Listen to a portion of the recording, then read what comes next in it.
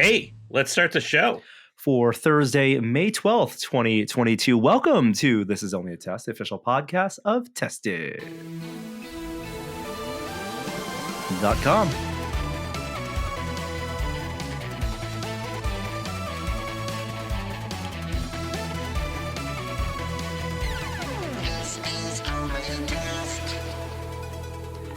Hello and welcome to the podcast this week. Returning, well, I'm here. So returning is me, Norm, your host, and also back on the show for a duo cast. It is Kishore. Kishore, good to see you. Good to see you. I'm fresh off of watching hockey nonstop for days and days and days, and I could not be happier. It is the best. I do feel guilty because I did not build a bunch of props like Bill and Britt did last week for the show. They brought so much stuff. They were I well come prepared. empty-handed. Oh, You're no, just no. gonna have to survive with my charm and good luck. So that sounds like it's gonna be a terrible episode. And everyone. takes. That's what we're here for. Takes. I do have Bring the takes. What part of the hockey season is it right now? It's in the first round of the playoffs. Oh, wow. Okay.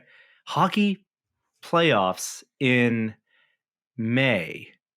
How does that work? I have no sense of the seasonal schedule for hockey. It's simple. There is this invention called refrigeration, and we can make ice whenever we want. Yeah. Wow. Okay. So it's like in the playoffs, is it 16 teams in the playoffs? Yep.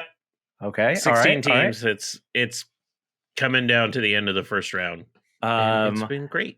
I have no idea who the teams are, but I'm going to make my predictions, and you can feel free to let me know if any of these teams are in the playoffs or are doing well. I assume the Sharks are not in the playoffs and not doing well, so no Sharks.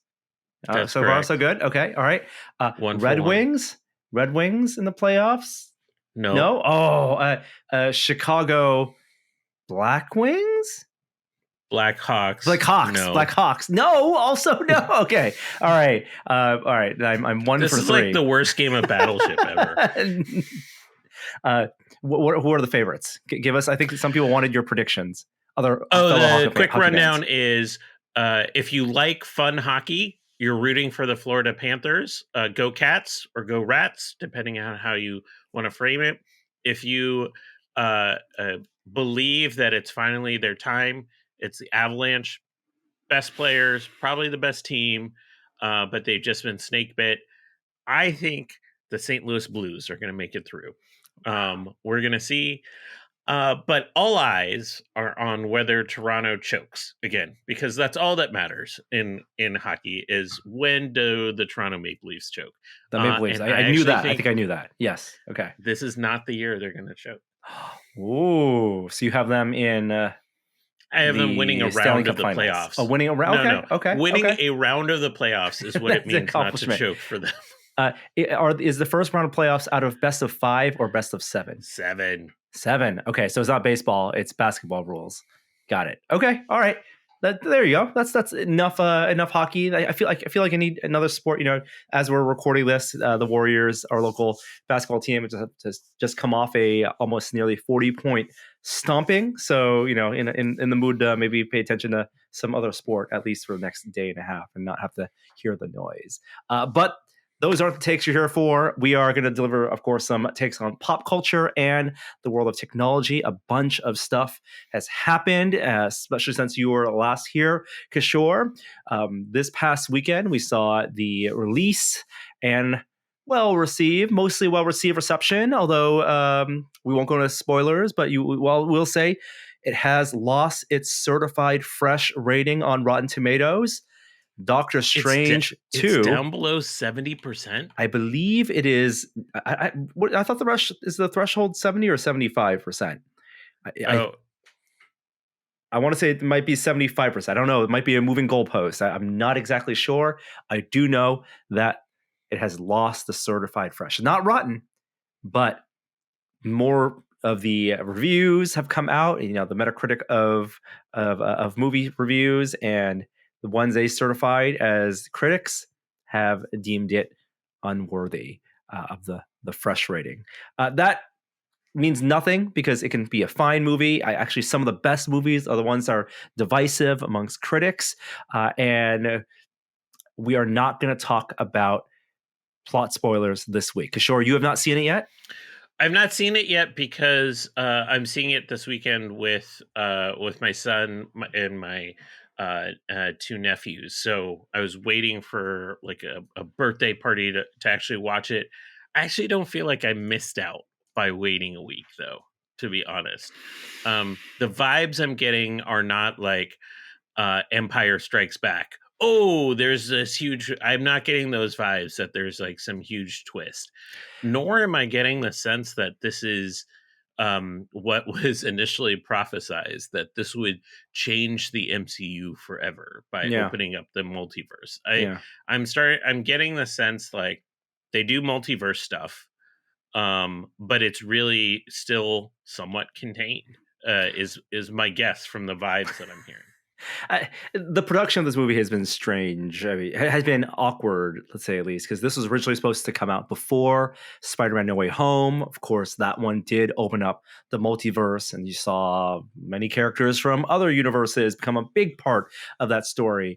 And the story was the movie Doctor Strange 2 went into real production with lockdown. So it was one of the first big like lockdown movies, and they had swapped out the writer and director. So Sam Raimi came in to direct, and while they kind of reworked the script that was originally written for Scott Derrickson, they ended up, I think, with a whole new story while keeping the main elements that they already announced, in that it would be about the multiverse and that Scarlet Witch Wanda would be in this. So like all these things being in the air, things have, puzzle pieces had to fit. I think they did a pretty good job with telling a cohesive story that fit in where the MCU is right now. And it does feel like these MCU films, you know, the Eternals and Shang-Chi are the last two big ones that were new characters that you didn't need to know a whole lot about the MCU. You didn't need to watch 25 films to have those make sense. This one, not only does it feel like you have to have seen at least, you know, the previous film, Doctor Strange, and other films in MCU, but you have to watch the TV shows as well because Wanda is there. So that's not to say it's a good or bad thing. That's just the way, you know, this cinematic universe now works. So we'll talk more about this movie next week after I see it and more people have a chance to see it. My only question to you: do you feel like it worked as a horror movie? There are some fantastic Sam Raimi elements in here. And those are, I think, my favorite parts of the movie. I think they could have leaned more into that. I think they should. If you're going to hire Sam Raimi, you're going to want the Sam Raimi isms. You know, the classic Evil Dead, you know, POV camera work, and they had a great POV camera shots. Tamer, I want to say, you know, these movies have an ebb and flow, have a, you know, as the TV shows also have an ebb and flow. The MCU, the Disney Plus shows that feel a little bit formulaic, and so you're gonna get a big climactic battle type scene, confrontation, and I feel like those elements were the least Sam Raimi of them. But you know, it's Sam Raimi working. It's his first movie since what is it, Oz the Great and Powerful, and this is definitely more of a Sam Raimi film than Oz the Great and Powerful. So happy to have him, and would love to see more. If anything, we want to see more of him. You know, either directing TV or directing or being involved in, you know, these movies. It's, you know, how many sequels have there been in the MCU? Right, there's Iron Man 2, Cap 2, Thor, Spider-Man, obviously. This Guardians. feels Guardians. This feels like in my opinion, the weakest of the sequels in terms of how connected it is as a character arc for Doctor Strange. What? Yeah. I mean, there was a Thor 2 movie that was really bad, though. I would say this is a better movie than Thor 2, but it does less for the characters than Thor 2 did for the characters in Thor, like Loki. You know, the growth of Loki in Thor 2. I don't necessarily get that moment. But anyway, I don't want to influence your thoughts too much. We'll talk more about it next week. I'll just end by saying Doctor Strange has never been a character in the comic books that grew and changed, except for his one run with Mephisto. But you know, that's for a Mephisto discussion. Confirmed. MCU Mephisto. The one thing I will say about the experience, because I did watch it in theaters, I saw it in IMAX in San Francisco. We're very lucky to have not just we have LIMAX theaters, but we also have a legit old school IMAX theater that can play the 70 millimeter prints when that's available, but it's the full 4:3 aspect ratio, 8 stories tall or however many it is at our the Metreon theater, and that's where I got a chance to see it. And ahead of Doctor Strange, it's in the full aspect ratio. It's the tall, I think, even taller than what you see on like the IMAX formatted stuff on Disney Plus. Maybe even 4:3, but especially IMAX formatted. It was shot with the IMAX certified camera, and the trailers in front of it. There were 2 IMAX trailers that were almost worth it. The price of admission alone. I'm such a fan of the sizzle. One was the Top Gun special 5-minute preview in IMAX. Thrilling. I felt things in that. I felt emotional in that. I felt like this is like I got my heart pounding. The sound and the scope of that makes me want to see that film in theaters. The blogger reviews have been out for Top Gun Maverick, and everyone's raving about it. So I'm hyped. And they're raving about the flight sequences most of all. Yeah, as just being groundbreaking. So yes, I'm all in. Yes, that's a movie that I almost want to hit mute anytime a character is probably talking, and then just unmute it for the rest. You could bring your own AirPods with an 80s soundtrack and just plug them in, or tap to pass through audio whenever you feel like you want to get into the danger zone. Yeah, and then there is, of course, a release now online, the Avatar: The Way of Water trailer. Did you get a chance to see this teaser?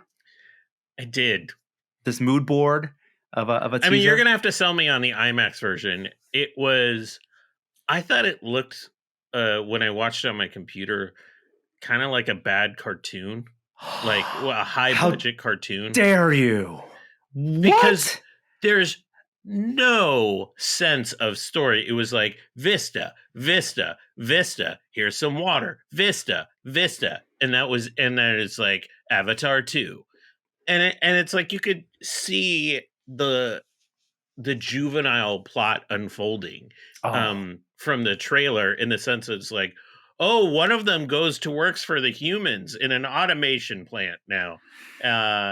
And now there's going to be a fight for the soul of I don't even remember what the character the Na'vi.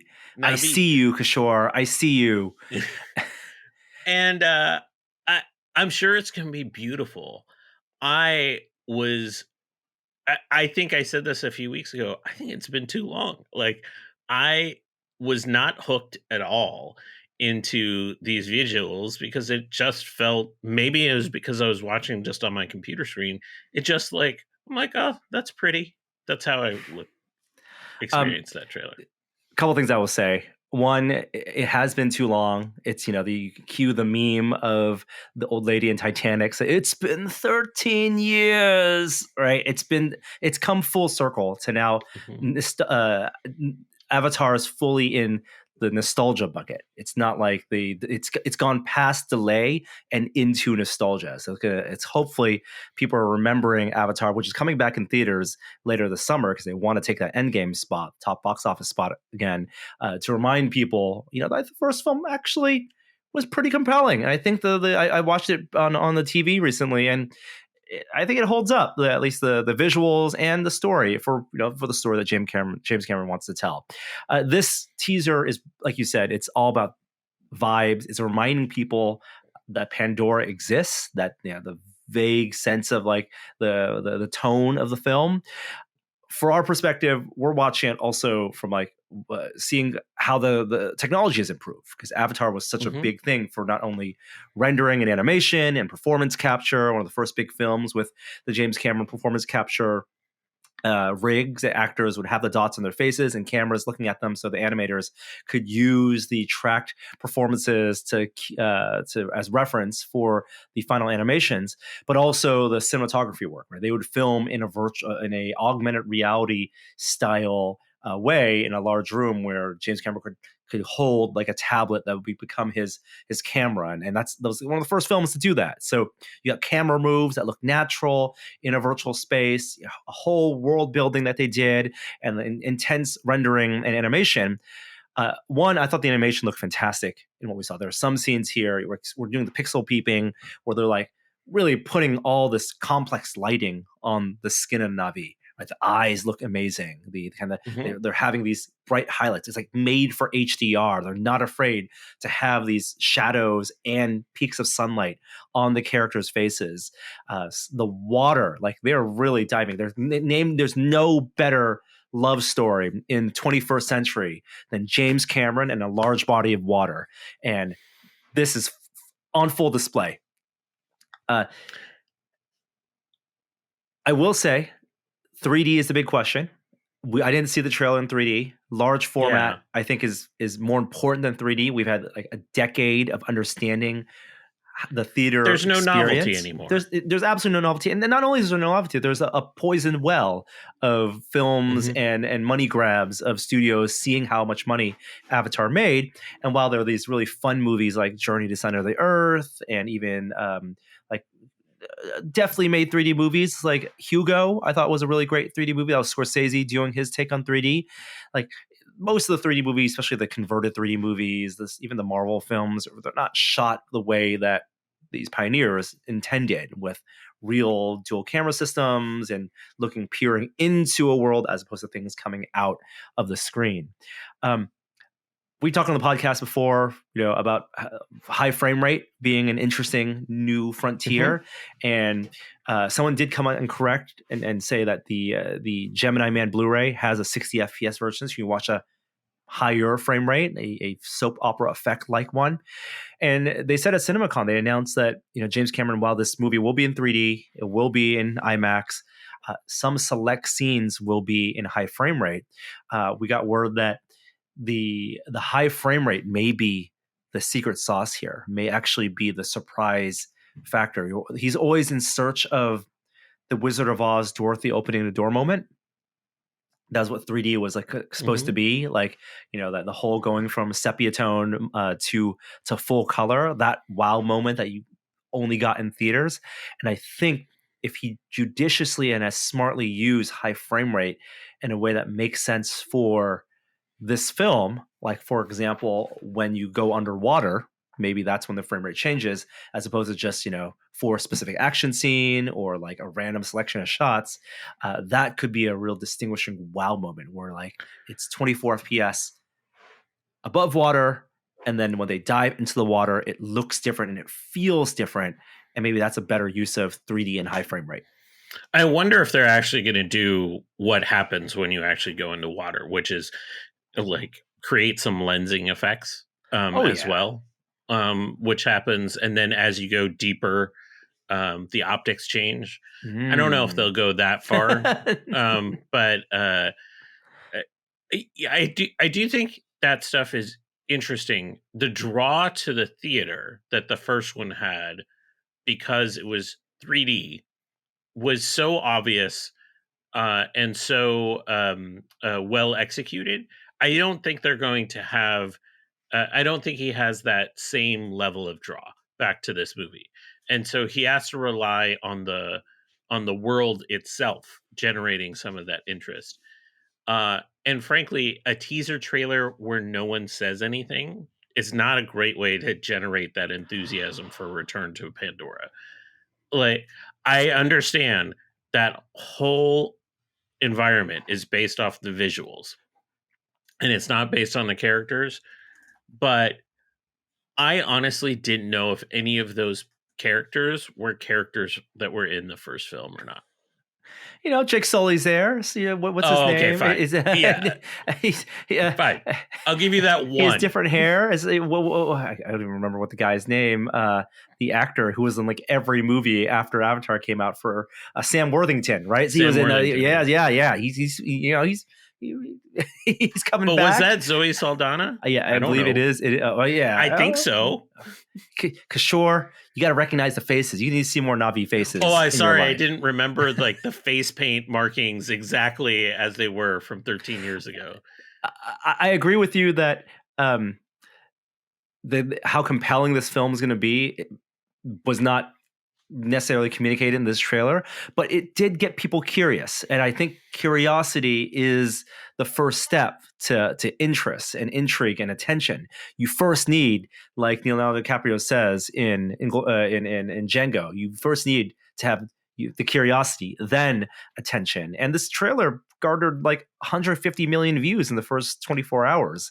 I Yeah, it's a buzzworthy movie, and I'm reserving some of my like even though all the cynicism just came pouring out. I did watch it on computer screen, which is the opposite of how this is supposed to be watched. So when I go see Doctor Strange this weekend and watch it on the big screen, I might come out with a very different feeling because you are just more immersed Yeah. in the scenery when you're sitting there in a theater. Yeah, this is also a movie that Disney 100% needs to be allowed to be to be shown in the Chinese market, because that's where so much of Avatar's money was made. And as we've said before, we may not understand it, but the Chinese market, they love water movies. If you look at the top grossing movies they have, domestic and international films, imported films, it's water movies. Water World is a winner in China, and so is Avatar. Theoretically, Avatar 2, The Way of Water. Okay, we're going to shift gears a little bit to some TV and in the MCU world while we are waiting for Ms. Marvel, and also in the Star Wars world, Obi-Wan. The whole press tour has begun. It's coming out in less than a month. It's like 3 weeks now. Celebrations coming up in like 3 weeks. We did get the finale of Moon Knight, which I haven't had a chance to chat with you about. And I have a feeling we might have differing opinions. What did you think? Did it stick the landing for you? Yeah, I don't want to be a hater. I don't want to come off as like a hater this week, but I didn't love the finale because I felt like it was rushed. It felt like an episode and a half that got squeezed into an episode. So I loved Oscar Isaacs's performance throughout the arc of the show, and that only continued in the finale. But what often happened in the finale is like a character would go from like having some intense, dialogue scene, and then they would look up and something magical would happen. And that always like brought me out of what I thought the core of Moon Knight was, which is Oscar Isaac kind of acting against himself. And so when like another avatar showed up, and I'm not talking about like his avatar, I mean like his wife's became an avatar. The hippo. It turned into this like kind of silly action piece that I didn't feel like kept consistent with the tone. I knew like a big fight sequence was coming. That's totally fine and to be expected, but I thought the way it was shot and cut was very kind of strange compared to the rest of the tone of the film. And then a kaiju fight just breaks out, which I thought was cool.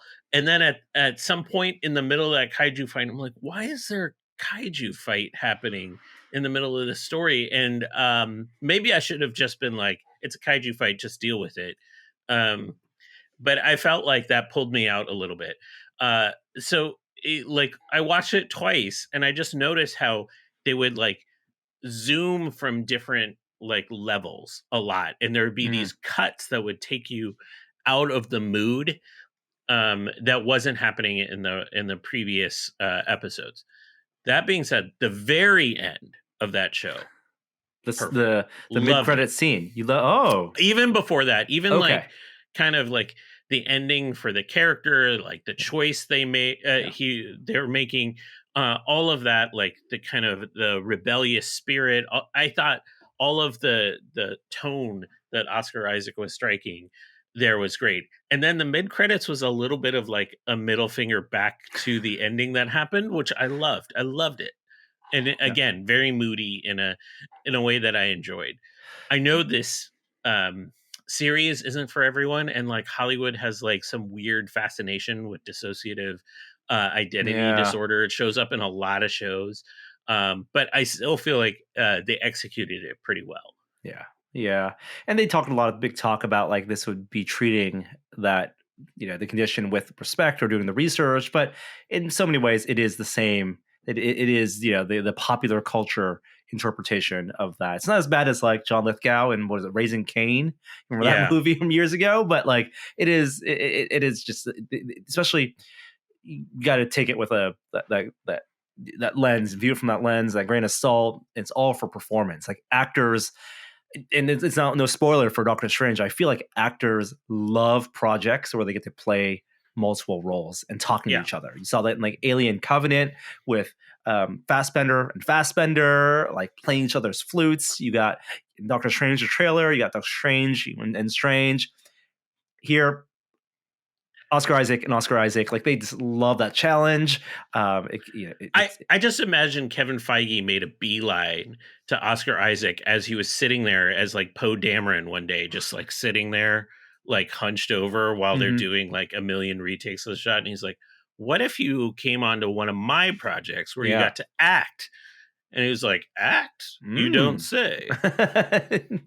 And create this really weird British accent, but that kind of carries the whole show. But we've talked about how we admired the show for how independent it stands from the MCU and it doesn't need to be tied to references. You don't have to have seen literally anything else. Like I don't even know if this show is supposed to be contemporary. Like I think I only noticed one reference to anything else Marvel. Yeah, the ancestral plane. Mm-hmm. Right, and there might have been like one other thing, but such the loosest of references. But the way that it is tied to MCU is, I think, the formula, the Disney Plus show 6-episode formula, in that you have kind of slow build up, slow character revelations, where most people, if you're paying attention, you can kind of predict, the beats of the first couple episodes. It ramps up really quickly to something crazy at the end of episode 4. Episode 5 becomes a very strong character-driven backstory reveal episode, like in WandaVision, Hawkeye, and here. And then that means no time left to cram all the conclusion, everything into 45 minutes of a finale. And this absolutely fell victim to that because they needed the checkbox of some type of big fight at the end, and literally with the kaiju fight here, which I admire for their like balls out, let's go. You have a giant alligator fight a giant scepter wearing skull, right? Wielding skull in Cairo. That was I don't think they even needed that. I'm glad they didn't do Ethan Hawke like Moon Knight versus Moon Knight. So like, which is very like thank goodness, because like Ethan Hawke couldn't like anytime Ethan Hawke tried to do anything superhero powered esque, it didn't work as a scene. Yeah, and when we see so often the villains being just the mirror image of the hero, and here they literally set that up with him saying he was the past avatar of Khonshu, which is an interesting character trait, but they didn't literally have him absorb the Khonshu powers and do another a dark Moon Knight kind of thing. Yeah. I was pretty pleased, I think, with how it ended. I actually really enjoyed the Layla avatar aspect at the end, and her having her scarlet scarab powers. I thought that was a beautiful costume, and I felt like she had her arc was really good with her father and getting the nice afterlife reassurance from that. What did you think of? Well, what do you think this character does going forward? Is this the end of this character? I don't I'm honestly not sure where their head is at with the shows, because they have such a lineup of shows still left to execute. We still have Armor Wars, and Secret Invasion, and Miss Marvel, and they have these bevy of shows that it doesn't feel like they're going to go back to the well and do season 2 anytime soon for a lot of these. Now, I think you could say for a WandaVision, which had imperfect as it was, it captured kind of a Twin Peaks vibe. Where people were hanging on every episode. They might be motivated to do something like that, but Wanda's in the movies all of a sudden. So how do you do that? Loki, really well set up for a season 2. Tom Hiddleston exudes like charisma, so you would think that one would come back. Hawkeye would be easy to do another season of, but I actually wonder if they just go, you know what, forget the season 2 model and let's just keep going, because the one thing Marvel has is like an insane number of characters they can just keep throwing at the screen. Like, Yeah. like rewind to when we were teenagers. Do you think you'd ever see anything about Moon Knight on TV or cinema? Like, we are way deep into like the back pages of Marvel characters, and these are still like interesting characters, but I would rather them just keep going that direction. It does feel like a graphic novel. All these shows feel like Yeah, graphic novels they that are. stand alone, and I love that. That's like they can be this nice 6 or 8 episode thing that you consume, and whether it's set up like WandaVision, clearly a series to set something up, or Hawkeye, a series to both set up but also wind a character down. Mhm. Like those have specific purposes. The next couple ones are all new characters. Miss Marvel, She-Hulk, although She-Hulk, again, I think will be very much like the vibe of Hawkeye, setting something up while winding something down. Here, there are so many ways they could go with Moon Knight, because one, it's like they're not in America, they're not in New York, it's not tied to anything happening in like the Avengers world.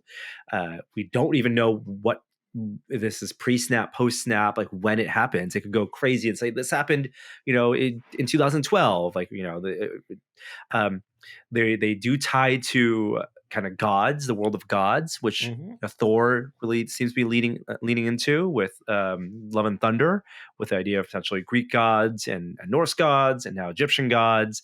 It happens, so there could be something there.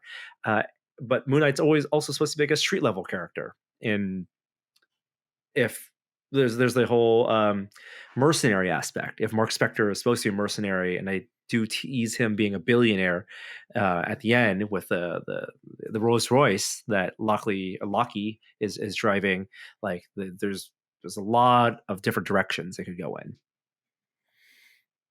I'm not in a rush to see this character back. But I agree. Like, there's a lot of like interesting standalone places they could go if they really wanted to. Yeah. But I'm on train. Like, just keep feeding me new stuff that are in different genres, different styles, so I just don't get bored. Because I'm teetering on the edge of some serious Marvel fatigue Mm. in the movie universe. Um, so I think these TV shows are doing a better job of keeping me engaged in the universe. Yeah. Yeah. Definitely not boring. All right. So, last bit of pop culture anticipation. A new trailer for Phil Tippett's Mad God has been released. And if you're unaware, Phil has finished the film. Finally, it did debut at a film festival, and Shudder, the streaming network, has picked it up. So it will be streaming on Shudder on June 16th, mid-June. And this is a film that parts of which was like kicks, like they did crowdfunding for parts of it. Mhm. There was part 1 and part 2, but this is like the full movie version, the final cut. Phil's been working on this for 30 years, and I remember the first time we met Phil over a decade ago now, and the first time we went to Tippett's studio, of him with pieces from RoboCop 2 and pieces and Kit Bash pieces, and then like working on this weird kind of nightmare-ish film. And I haven't seen it yet, so I'm gonna be really curious how it holds together as this kind of this vision that he's had for so long. There's a funny quote there. I mean, it's you see like Guillermo del Toro has a great quote, and lots of like reviewers in this trailer. 30 years in the making, and then there's like a Kathleen Kennedy, who the president of Lucasfilm. She has a quote that says, "Phil brings humanity and empathy to every character." I'm like, yeah, I guess that's technically true, but that's like the That's such most a weird take on Phil, because Phil is so weird in his. yeah. Like, It's that's not the it's phrase I would use to describe it's his work.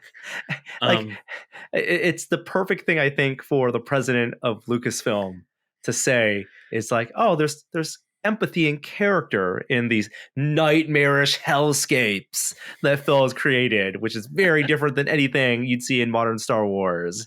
But yeah, he has strong ties to the animation and filmmaking communities. And yeah, Tibbet Studio is still doing amazing work on Star Wars as well. We're also, of course, big fans on the show of Westworld, and season 4 is coming sooner than anyone think. Although it's been many years since season 3. Oh my God, has it really been? Wow. Yeah, I think so. Yeah. I honestly forgot Aaron Paul was in this show when I watched the trailer. I was caught off guard for a second. I forgot most of what happened in season 3. That was the one where they went into the real world, right? The future. And there's only so much they could do in that world because it's expensive to render and represent a future with their flying cars, and there's, elaborate cityscapes. So they had to kind of blow it all up at the end. And it looks like from this trailer, they'll be going back to a park. There's going to be that park aspect, which I don't think is needed at this point. It's just robots versus the humans. Let it be that. Let it be in a post-apocalypse. The way you kind of bring it back to the Western is to have it be set in a post-apocalypse where the real world has to survive like the Wild West. What I don't understand is there was an arc through season, the beginning of season 3 that made sense to me. It was robots finding humanity, robots versus humanity, robots experiencing the humanity of themselves as they escape. I mean, maybe humanity isn't even the right word, because it's like they got to experience their own life.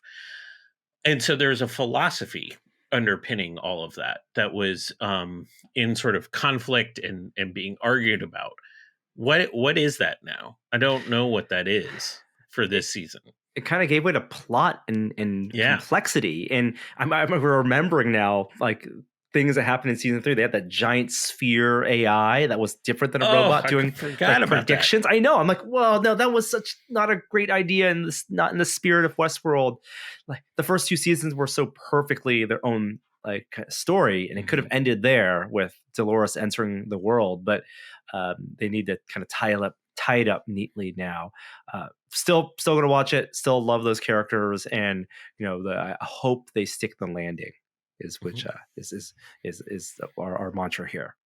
Hey everyone, it's Norm, and I want to let you know that this week's episode of This Is Only a Test is made possible with support from Backblaze. Backblaze makes backing up and accessing your data astonishingly easy. It's the thing that you don't want to have to stress out about. No matter how many places you might have a copy of your files, for us, it's video files, media files, photos. If you have it on a hard drive, a backup local drive, a network attached storage, you could always use an extra layer of security. And for just $7 a month, you can get unlimited computer backups for Macs and PCs on Backblaze. You can back up documents, music, photos, drawings, projects, all of your data, and access those backed up files on the go with their iOS and Android apps. I found that super useful for finding old photos or thumbnails for videos and sharing them with coworkers and being able to get access to that on the go anytime. You can restore that data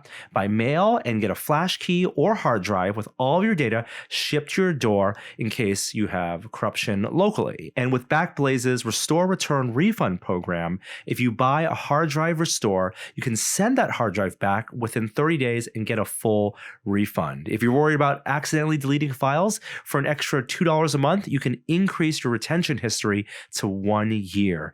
Backblaze has restored over 55 billion files for their users, and they're recommended by the New York Times, Macworld, Tom's Guide, 9to5Mac, and me. Yes, I've been using them for years. You can get a 15-day, no credit card required free trial at backblaze.com/test. Plenty of time to upload and download some files and try out their app. Seriously, back up your stuff and start protecting yourself from potential bad times. Go to backblaze.com/test to get started. All right, back to the show. All right, on to technology. Today was Google I/O as we're recording this on Wednesday night. Google I/O, some expected things that we kind of saw were coming and were leaked, like the Pixel Watch. They have some Pixel AirPod competitors, Pixel Buds Pro, a new phone, a mid-range $450 Pixel 6a, RIP headphone jack, also gone again. But this is the mid-range phone and ahead of the Pixel 7 that'll be later this year. There's tablets, AR glasses. We're going to get into all of it. Before we do, though, I wanted to ask your high level thought. We've been watching Google I/Os forever now, it feels like. This didn't feel like a Google I/O of the past where it was like, here's the technology behind the technology, kind of like I/O. This was more Apple-y than I remember, because it was very much here's the ecosystem of Google, and here's the ecosystem we're trying to build. Come on in, and here's why it's safe here, and here's why you should stay here, and here's what we're doing to kind of like change the way that you interact with the real world in this ecosystem. And I was like, ooh, this feels more like an Apple keynote than I can recall Google I/O ever experiencing. What was your high level before we get into the stuff? I get the Apple keynote analogy, and then maybe that's because there's so many products. They lean so heavily on the Pixel branding and Pixel products teased and announced here. First party, very, very first party heavy, as opposed to kind of the platform, open source, Android driven IOs of past. This is very much a hardware Pixel driven. And I think the kind of platform statements they're making, every company has that position now because their products are increasingly intertwined with the way we interact with the real world. And everyone is laying this framework for augmented reality and mixed reality, which they see to be the next big frontier for human computer interaction. And so everything, and those need to be at some point like systems that they control end to end for the best experience possible. So that's, you could see all like the toe dipping into that territory with the technologies they shared, as well as the improvements in the stuff that people still use today, obviously with the smartphones and tablets and and earbuds. But all of that has like one foot in that mixed reality space. All right. Why don't we do some like quick hitters before we get to like the interesting tech they talked about? Okay. Because like the 6A, let's just run through this one. It's a mid-range phone, aggressively priced. It has the same tensor on the chip that the 6 has, but it doesn't have the same camera specs that the 6 has, which I found a little disappointing. Whatever, it's a mid-range phone. It didn't do a whole lot for me because it's just, it's reasonably priced, but it didn't do a lot because it didn't have the high-end camera specs. We also got renders of the 7. I thought those looked good, but those are 6 months off. Yeah. They're competing in the world where Samsung wants to own the high end and sell $1,000 phones, and they're competing against the OnePlus line, right? The mid range Chinese phones, and they're all using like the kind of sourced hardware, Sony cameras, and yes, the tensor chips, the stuff they develop some in house, but it's all Qualcomm based stuff. Don't undersell the tensor chip in the sense that no. It is it is like the first chip that's really built for AI type work. And so it's just we haven't realized the potential of that chip, but they are pushing the boundaries of it. So I don't want to undersell it in that way. And in many ways, it's the chip that also like the storage drives in the iPod Nano. It is them building foundation because the next versions of those chips and the training that these chips will go through, and as people use them on phones, is what's going to also power the glasses or whatever wearable that's going to make use of all this intelligence. Speaking of wearables, there's also the Pixel Watch, which of course we saw leaked, and it's exactly what the leaks indicated: a circular watch with a clickable crown, and The photos, the marketing photos they released are exactly as we anticipated. They make the watch look as Yep. thin as possible, while we know there's a bulbous sensor at the bottom to read your heart rate. Yeah, I don't love the look of the circular watch compared to the more rectangular feature that we see on or square rounded square that we see with Apple. That being said, there's one thing that stuck out to me about the Pixel Watch: Fitbit integration. Like we're finally seeing those start to come together. And while this is still going to be built off of Wear OS 3, having like some of that, like the weakest part of the entire Android smartwatch economy is that the software sucks. Like the Samsung one is better, like the Bixby stuff is better, but having like seeing some Fitbit integration, I actually think is the most interesting story of this watch. Uh, Smartwatches in this, as we've seen them now from both Apple and Google, have kind of also reached this maturity level where we're multiple generations in. The companies have kind of figured out, the target audience for them, and also the way people want to interact with these devices. They were initially sold as fashion devices, as notification devices. Well, And Johnny Ive wanted. Oh yeah, Johnny Ive wanted the device. fashion device, your gold and ceramic watches, your $1,000, multi-$1,000 watches, and then notifications became a big thing, right? But quickly, I think realizing like you want as minimal. People don't really want to interact with it, active interaction. No one wants apps on their watch. No one wants to be scrolling and like active. Like you want those kind of have to be there for when when you're not holding your phone, because it needs to service some of those functionality when the watches have cellular now, and you're responding with notifications. But that's like not the primary. That's not the killer app. It's passive data and like biometrics collecting. It's notifications and and the Fitbit part is absolutely a part of it. They fitness, yeah, and then some of the safety health stuff. Yeah. So that's and we're still and Fitbit does some of those things really well, and that's why the Fitbit integration matters, because Wear OS did those terribly. Yeah, and maybe it's the headphones or the glasses that'll be more the notification systems, as we'll talk about. Pixel tablet, so coming next year. Glimpses seen. Hallelujah. I almost went and found my Nexus 7, which I still have. It's been 9 years great since that came out. Yeah. 9 years. So the big thing isn't that it's Pixel hardware. The big thing is that they're finally configuring the Android to not just do dumb scaling from phone to tablet. And they're saying maybe with the real estate of a tablet, we should have specifically tablet designed interfaces that really look good in this form factor. And they're going to be launching, they're committing to 20, count them, Kishore, 20 plus Android tablet apps for various Google services next year, as well as encouraging third party, of course. I'm excited they're back in the game. This has been forced by Apple because of iPad. One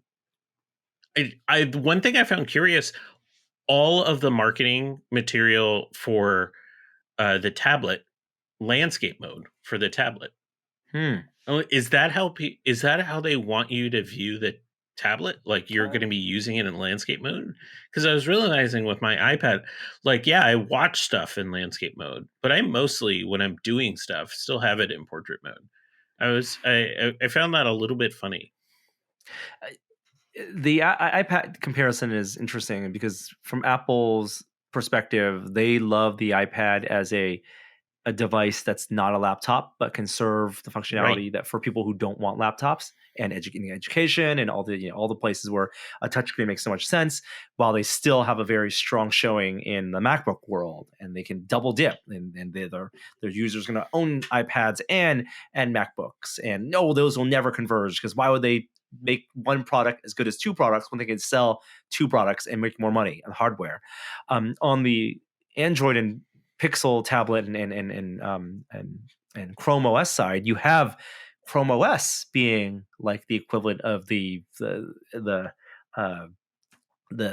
tablet or the laptop replacement for education, because they don't have a full blown laptop operating system, and they've had tablets that run Chrome OS, but also this runs Android. So like are those converging?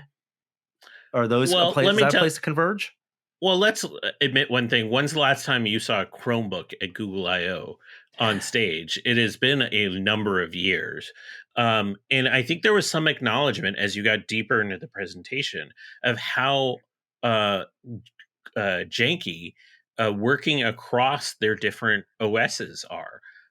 Like it's not easy for you to have your phone work with your Chromebook if you have an Android device. They are not unified in meaningful ways, and they started to address that. And I sort of see the Android tablet being an acknowledgement that those ecosystems don't work well together. And they even talked about it in terms of like Bluetooth pairing later, saying they have like a faster pair feature that's going to come, so you can move between the devices. So that's why I was excited about the tablet. Is it represents more unification, and maybe a move where like the walls are falling down between Android and the hardware, because it used to be Android was like the open source, or not quite open source, um, operating system that was available for everyone, and they're still doing that. But now it feels like they're starting to work a little bit more closely with the hardware in developing an ecosystem, and that's why I thought it felt more Apple-y in that way. Mm. And especially when they're talking about tablet apps designed for the tablet form factor, then that makes it, I don't know if that makes it more or less difficult for those Android apps to be compatible fully on Chromebooks, which can now run Android apps, but in a very like not a primary way. It's more of a Right. compatibility way. Um, But one quick thing I wanted to shout out about the Pixel Buds that are essentially Pixel Buds Pro, like the answer to the AirPods Pro, Mhm. multi-point Bluetooth, which is something that you don't often get in some of these devices. I think that's actually, I think it's the kind of thing that's been lacking from a lot of the AirPods type devices, the ability to connect to two devices at once and switch seamlessly without having to sort of repair. Mm. So if that works well, that actually could be a selling point for them. Otherwise, Mm. they're just, active noise canceling earbuds otherwise. Or you could have like a mouse where you have a switch on the bottom, the switches between 1, 2, and 3. I am a child of early 1990s internet. You don't think I have multiple switches at this Yeah, yeah, desk that yeah, I'm sitting yeah, at yeah, that switches devices? Please. I have yeah. at least 4 switches within my reach right now. Okay, let's talk about the more interesting kind of future-looking technology. First is an update to Google Maps called Immersive View. Uh, the On paper, they're saying this is like a souped up visualization mode in Google Maps that combines street view and satellite imagery and data and then rendered imagery like, weather as well as traffic, and in select cities, because they have to combine all these Yeah. layers of data into this visualized way that you can then view in Google Maps, whether it's on a Pixel phone or the Google Maps app. But this is 100% like an AR, the first steps to an AR play, the multi-layered view of the world, combined with geolocation and all their AR, the lens, their API stuff. This is 100% the stepping stone to that. 100%. Like, can you imagine if Pokemon Go was built with this as the baseline, as opposed to how it had to use just like basic information for maps? This is like basically having a 3D version of like the city you live in, where you can like spin it around and zoom in and out, and it's fully 3D. Uh, I'm sort of blown away that this is happening, because I remember when Google Maps was first coming out, we saw those cars everywhere. So like what? But I haven't seen them. It didn't feel like. Did they do this by air? Did they? It's combining with the satellite imagery, right? So it's Yeah, combining, and it's using, they're processing all this image data that they have, in a way that allows it to seamlessly be rendered in real time, pre-rendered, of course. Uh, it, the glimpses you saw of it kind of made me thinking like, oh, this is kind of like a Cities XL, like a Sim City, yeah. like version of real world cities with all these extra layers of metadata, because and beautifully rendered, of course. But for it to make sense, I think that's a stepping stone, because while that's useful for and fun for navigating on your phone, it's all about those extra layers of like, okay, when you take away the rendered city view and you have this really now immersive traffic view or immersive weather view or immersive shopping view of where the things are, that's much more powerful when there are glasses involved, or when you're using the live view on your phone 100%. involved. You have topography and line of sight are all of a sudden much more fully integrated into the experience versus where they were. Yeah, yeah. And then the far future looking thing, which is not a real product, but just like a tech demo concept video, is a pair of glasses, a spiritual successor to the Google Glass, potentially. And Holy, this was the knockout video of the entire thing. so we'll include the links to their YouTube video below. But as opposed to you've seen the Google ads. Is it Google that has the Hangouts ads or the voice ads where it's like the child of deaf adults, like, you know, my mom and dad are, you know, we communicate with them with sign language, and with lockdown they want to meet our children, and then they can communicate, and it translates that, you know, does text to speech. Like it's like that, the emotional draw of that, except through in real time translation through AR lenses. So a woman is conversing and having conversation with her family member who only speaks in Chinese, and she can in real time see the text displayed like in science fiction through a pair of glasses. And if you haven't seen the video, I'm bearing the lead here. The glasses, well, they don't look like Google glasses. They look like my glasses. They're basically like my thick rimmed glasses, black glasses. So let's give a couple caveats. We never see a render of what they actually see on the glasses. We only see like the text overlaid as like marketing graphics next to like what they're seeing. Simulated imaging. Yes. Imagery. I do think we get actual, real, authentic reactions from these people of what it was like to experience it.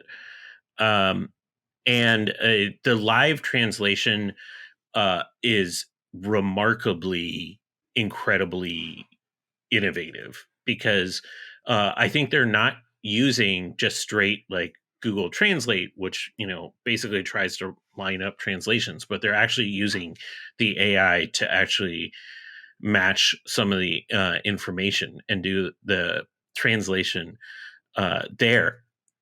Can it be seamless like that without a lag? That's incredible. This is magic if they actually are able to pull something like this off, because then it becomes not just conversational translation, then it becomes visual translation in real-time rendering too. Let's talk about some of the ways this is done before, because Microsoft has this built into Skype. There is translation built into Skype with subtitles that pop up, and they're billing this as subtitles for the real world. So really, you know, maybe the challenge is display technology, and Google's been buying up companies that do like micro LED displays, and they just hired an ex Meta engineer to run, you know, hardware. And so they're building up classes for sure. So from a display perspective, like how integrated is this an overlay? I think it's smart of them to focus on one specific task where, you know, it's not the do-all, catch-all AR glasses. It's not about taking pictures of the world like Google Glasses was. It's not about notifications. It's about translation and transcription in real time, subtitles for the world. And there are problems to solve there. I think the easiest problem for them, because they have Google Translate, because they have real-time processing, because they have the tensor chip, is going to be getting text displayed in near real time as words are coming in, and having it make sense. And that's a thing. I actually think the display is also like a real problem with what they kind of glasses they were showing off too. Sure, and where the display and how opaque that is, and that's also tied to what the human to human interaction is supposed to be like. So if you're imagining a display and you need to have a fixed focal point, like, are they rendering the text and having the optics such that it looks like the text is on your glasses where you're kind of like peering off to the side of it, or is it kind of floating where a standard distance would be if you're having a conversation with someone? If they have the research and says, okay, most people have face-to-face conversations 3 feet apart, let's say, we're going to display text in front as if it's in front of a person 2 to 3 feet in front of you. So there's like that type of rendering decision to be made, because it doesn't look like they're doing, varifocal for this. This is going to be a fixed focal plane display. There's what are they doing with audio? Like when cognitively, if you are having a conversation with someone and you're looking them in the eye and you're listening to them speak, a lot of times you're looking at their mouth if you're understanding their language and or just this general social cues that you're trying to focus on. So how do you accommodate for that if you're also not wanting to confuse the listener? Like, do they do some type of audio dimming, so it's like you're hearing less of the language that you don't understand and more focused on eye contact as well as reading the subtitles? Like there's this whole exploration of like what it means to have subtitles for the world as a way to communicate with someone, while still maintaining all the like the traditions of face-to-face communication. So where this gets interesting for me is they showed this in the context of just speech translation. But if you rewind the presentation to before the glasses, what did we get right before it? We got visual search, and visual search in the context of like exploding what Google Lens could do.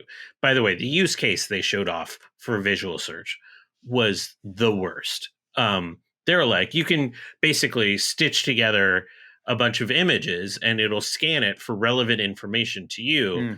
And like their use case was like, you're at a grocery store and you need to find nut-free candy bars, and this will tell you which ones are nut-free. I'm like, it says it on the package. That is not solving a problem. But Control-F for the world, Kishore. Control-F for the world. Apple it says F for it the in world. Big text on the top. But like, putting that aside, they made a big deal of visual search and conversational AI. And that's what I was thinking about when I was watching these AR glasses, is like, if they're suggesting to you, we have prototypes that can actually do the display, which is non-trivial. We can all get that. We have the ability to condense this with our tensor chip down to a form factor of a pair of glasses that can actually do this communication. Then you're like, well, this is the same chip, ostensibly, maybe it's slightly different, but same kind of basic design, that is doing the visual search, that is doing the conversational AI. That's when AR starts to become like a real thing, because now it's not just like, I'm going to listen to what you say and parrot back stuff, which is what all of our Alexa and Google Home devices do already. It is just the porting the software of the AI assistant from your phone to a pair of glasses. That's not interesting. Where it gets interesting is when you layer on those multi-functions all at once. It also proposes a near term world where there is no one device that fits all for AR functionality, where it might make a lot of sense to design a pair of glasses for a specific use case, like translation, like for shopping, like for fitness, sure, and like for work, and it may not make sense to put as much tech and gear and storage and processing on something and optimize for one thing, because that one thing is what you might need, and providing very, very good implementation and useful information of that one skill makes it much more compelling. That's totally fair.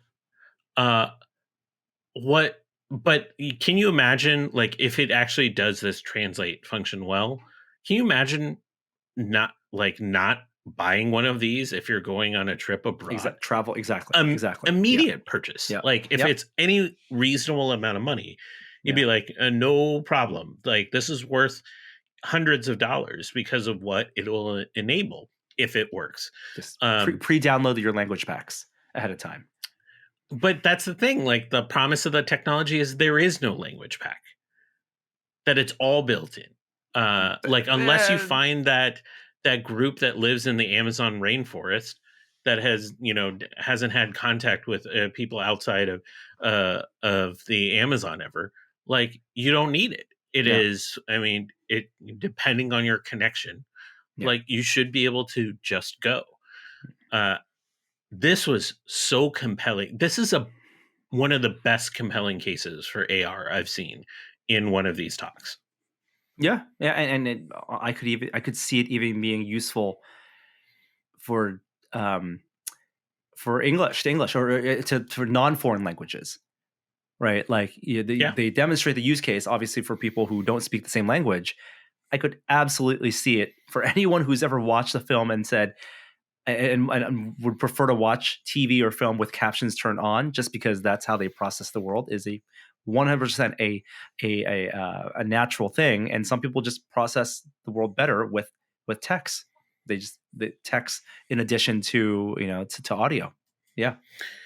And not surprisingly, they use terms like prototype and like very, very much the language of this is nowhere near competent, finished, or turning into a product anytime soon. Yeah. Uh, Yeah. It's a flag in the ground, and they're happy to show it because they have the back end, and they have the experience, and they're far ahead in that part of development, where they don't feel like the competitors can catch up, after seeing this this. is the war of the big tech companies that's here. They're all Yeah. fighting on this playing field, whether they call it the metaverse or they call it something else. This is where the battle is right now. Or it's defensive, right? It could be Yeah. defensive in a way that, knowing that Apple said, they're working on AR glasses, in which, we can only imagine them being high cost and more fully functional. And same with, the Project Cambria AR glass on the Meta side, where that's going to be passed through, video, and we imagine being very work focused. This is very one task specific, which could be where they see having a niche and a killer app being more important than a one glasses fit all, do everything, in the early days of AR. Speaking of which, as we talk about new technologies, we also have to talk about some older ones and retiring ones. And Apple has announced that they are retiring the iPod as a discrete device. So I didn't realize you could still purchase an iPod. you could buy iPod Touch is a great deal. I mean, if you don't want, if it has Wi-Fi, the iPod Touch, it's basically like an iPhone, right? You take pictures with it, you can Yeah. browse the internet. You just I didn't doesn't have realize you could cellular. buy one. You Still. can for until supplies run out.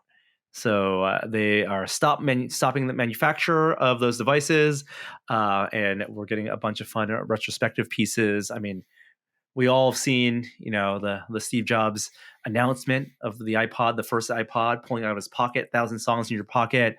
I'll admit, I was not a fan of. I didn't have a Mac at that time, so and FireWire was not a thing for me. And I was very happy with some of the iPod alternatives. I used an iRiver myself, and a lot of people with the Creative Nomads also. I had Very like popular. the it was a tank. What was it? It started with an A. Dang, I'm gonna have to find out. Go walk down memory lane. Yes, I have to figure out what my MP3 player was. And then it went through so many interface changes, and I think the click wheel was probably the thing. The software click wheel with, was it the third or fourth gen iPod, was the one that got me on board. That was the one that first also played video. And yeah, what was it? You found the name of the device, Kishore? Yeah, I found it. My Arcos Jukebox 6000. Arcos. Oh my goodness. I remember I bought it. I mean, it was just like a hard drive inside of a case. Yeah. I bought it because it had like 4 rubber things around the edge so that if you dropped it, it wouldn't like break instantaneously like some of the other devices. Yeah. Yeah. I mean, I still have my Zune, but that's later. Oh, of course. The Zune. Oh my God. So much squirting with the Zune. Squirt that music. And it changed the world. It changed the way people listen to music, but also the way people listen to music has completely changed. And so people don't buy songs anymore. They don't buy albums in that way. 99 cents a song. It's all about streaming. It's all about permanent connectivity. And it makes a lot of sense, I think, for them to move on from that device. So RIP iPod, and music, you can listen to it anywhere. The iPod is now the AirPod, right? And it can't be long before the AirPod or wearable buds become your all the songs you would want because you pay for Apple Music or Spotify or whatever stream to your headphones directly or earbuds directly. There's also a rumor that Apple in next year, not this year, may finally be phasing out Lightning, partly because of USB-C's just ubiquity and maturity, but also because of EU regulation. And this is one of those places where I don't care how convenient Lightning is and how broad of a design the MiFi ecosystem is, or made for iPhone ecosystem is. Like, USB-C is a better connection in many cases, more power delivery, more bandwidth. Yes, there are inconsistencies, but we'll get past that. And this is a place where having that EU put their foot down and forcing Apple to make a USB-C iPhone may change their product design for years going forward. Mm-hmm. So I am all for that. And then last bit, as we're recording this, there's no news announced yet, but Mark Zuckerberg did tease that there would be more details about Project Cambria, the upcoming XR headset, AR/VR headset. They said tomorrow, so that would be Thursday. So as you're listening to this, those details might be out. But wow, I'm a little surprised. I mean, I was always assuming this would come out during Connect, like you would see it live. I think they want to get developers on board, right? This is a developer relations play. This is about if they're going to launch a device at Connect or whatever they call the event they're going to have in the fall. They need to have apps that are more than just and they canceled their developer conference, right? Right. Yeah. Okay. Yeah. So maybe this is just like in lieu of that. Yes. And as developers are going to maybe start getting test units and developer units, that functionality, they got to be sharing some of that because the information is going to come out. So color pass-through is something that we assumed would be in this. There are so many questions about, how it's going to use controllers, hand tracking, processing power. The picture he posted looked kind of like what we expected. This is going to be pass through AR as opposed to optically see-through AR. And I'm sure they're very smart people, and billions of dollars being spent to make sure that pass-through is as kind of smooth and seamless as looking into the real world in at least optimal lighting conditions, let's say. I'm very curious what the latency is and what it looks like under different lighting conditions, as you just alluded to. Yeah. Because home lighting, I'm kind of imagining this is not going to have any problems with like very controlled lighting, sunlight. I don't think it's going to be an outdoor device. I think I don't think it's going to be an outdoor device. But is it going to work in a room that has windows and sun is coming through? My guess is probably yes, as well as Guardian I would think so. Trackers could use, and they may I don't think it's going to have an HDR display, right? For example, no, I don't. I think the resolution just needs to be high enough so that the rendered imagery is sharp, and pass through only needs to really be, for it to be useful, just needs to be more of a convenience and comfort than it needs to be fully interactive. And like, if I can high five someone, if I can walk around a dog while using this and feel like I'm not going to trip over kids' toys or run into a wall, then that immediately makes so many existing VR apps more useful, in addition to a whole new universe of AR apps that we haven't seen yet. So yeah, I'm very, very excited, and so many questions, and hopefully there'll be more information from the tech side being announced later this week. But that does it for this episode. I can't wait for you to see Doctor Strange in the multiverse of madness, Kishore. I'm excited to see it. I have to say the pictures and teaser from Thor have me a little bit more excited about that movie than Doctor Strange. I am up for a Taika Waititi joint anytime, anywhere. But the other thing I was going to say is just like TV has been so good lately that I haven't missed going to the cinema because there's been so much good stuff to consume. And I did it. I canceled Netflix. First time in years I've canceled Netflix. We were only watching straight garbage on there, and I was just like, why am I paying by far and away the most amount of money for this compared to other services? You're waiting for that ad supported plan. I assume I will be invited to an ad-supported plan in the not too distant future. So, oh yeah, they have your email. Don't worry about it. They have ways for you to opt in. Were you watching Winning Time on HBO? I have not watched The Winning. A fictional dramatization of a sports event that I lived through did not seem appealing to me. All right. Okay. All right. I'm just curious. What are the big things for you when you say great television? Station 11, Severance, Mythic Quest was a boatload of fun. We just finished Pen 15 on Hulu, which was a lot of fun and different. Hell, the season finale Picard was actually pretty good. The beginning part of that season was garbage, but the season finale was okay. Okay. Lower Decks I finally have gotten into. So I yes, I am starting to come around to your point of view on Lower Decks. So yeah, totally like leaning into a wide array of stuff. Oh, we finished Starstruck, which was a lot of fun. Rose Matafeo on HBO Max. That was excellent as well. All right. For a light breezy thing. We are due for another Star Trek themed episode, so maybe we'll see if Ariel's available to jump on, or other members of the Tested family who are big Star Trek fans. Sean as well, who is fun stuff he did for Picard, which hopefully he can talk about. But all right. Thanks for recommendations, and good to see you as always. Enjoy watching Doctor Strange. Enjoy watching the Avatar 2 trailer on the big screen. I hope you get that. I hope you get trailers when you run out of theater. I think we do. I think we do. Yeah, I hope so. I hope Otherwise, so. I'll be like, I still think the Avatar trailer sucks because I watched it only on my small screen. All right. But yes, we will see. But mostly I'm going to watch hockey. So good luck to those Maple Leafs. My team didn't even make the playoffs. I'm still super into it. I am good luck to the high-end sicko. The Panthers and the Avalanche. Good luck to those the Avalanche. Are the two best teams in the playoffs. That one of them is snow themed. Are they Snow Panther or is it just Panthers like Carolina? Really? Didn't even go with Snow Panther?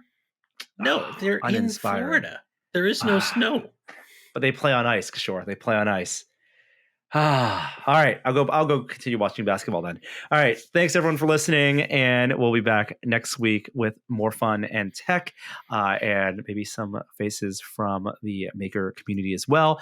And here is a vintage outro for y'all. Hi there. I didn't see you. Tested.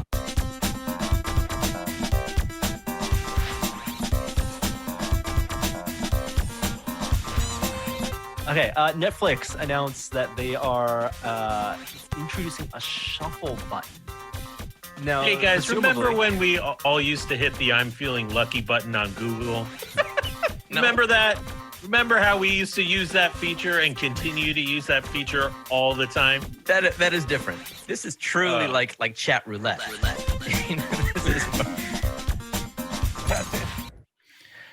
Different time, Kishore. It was a different time.